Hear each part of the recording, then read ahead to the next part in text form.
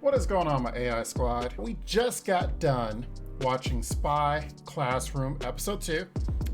We did react to it. It is posted on Patreon as far as the reaction. Check it out at the link below. We have the girls talking to Claus from what has happened in Episode 1. Claus now actually has a way of teaching these girls, and they have an impossible mission that they have to get done in basically a month's time.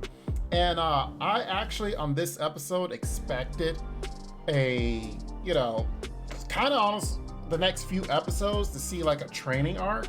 We did get that in the beginning of the episode. The girls were explaining, trying to capture Claus and trying to go after him, trying to see if there's some way they can capture him. And they do like a horrible time doing it.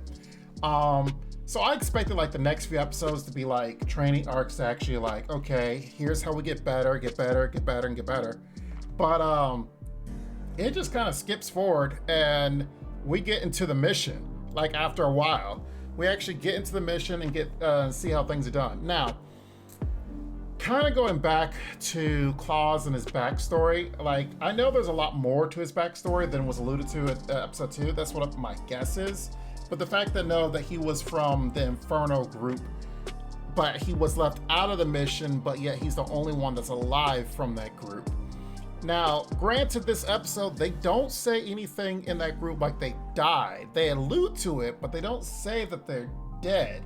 So I'm wondering if maybe like people from his group defected, or maybe we'll run into them. Kind of be like, eventually like, oh, they're building Claus up to be this great world-class spy, but then all of a sudden, what happens when he faces an old teammate or something that's on the enemy side, but now he has the girls on his side and stuff. So it wouldn't surprise me if they do something like that in the future.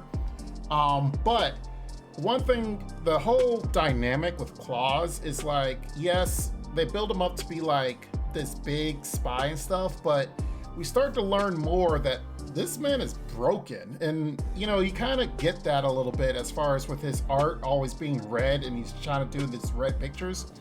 But he is a broken person, growing up as an orphan and such. And here it is. He's trying to tell these girls his backstory and stuff, but yet they're broken as well.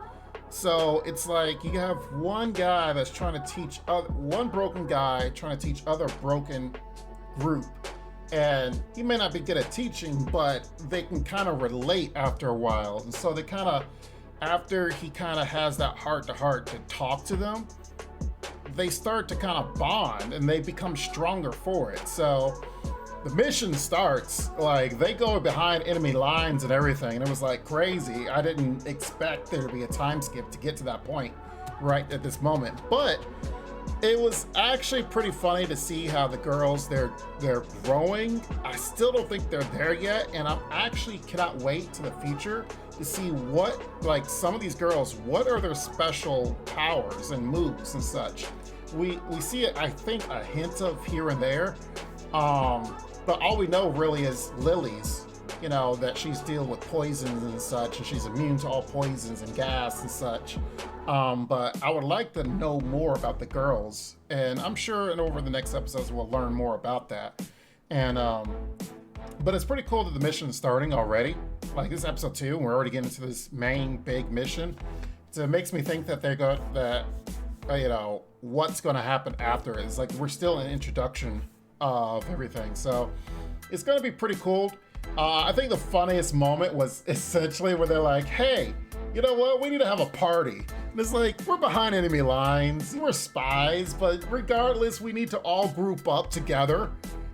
The whole cell needs to group up together and have a party, which was so anime, but it's so crazy.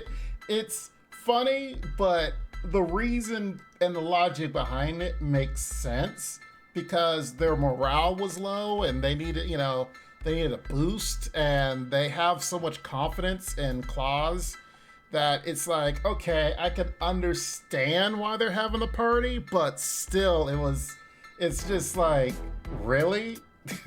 Okay, if you say so. So overall, good episode. I can't wait to see more of it, and I'm looking forward to how the future of the show is. And eventually, I would definitely like to see the opening theme song and closing theme song. See if there's, kind of how that meshes together. So anyway, I hope you guys enjoy. Take care, and we will definitely do more analysis of the show as it goes on. And definitely make sure you like and subscribe to the video, and make sure you join the Patreon for, first-hand reactions. Until later, take care. This ain't what you want, bitch, I'm a fucking phenomenon.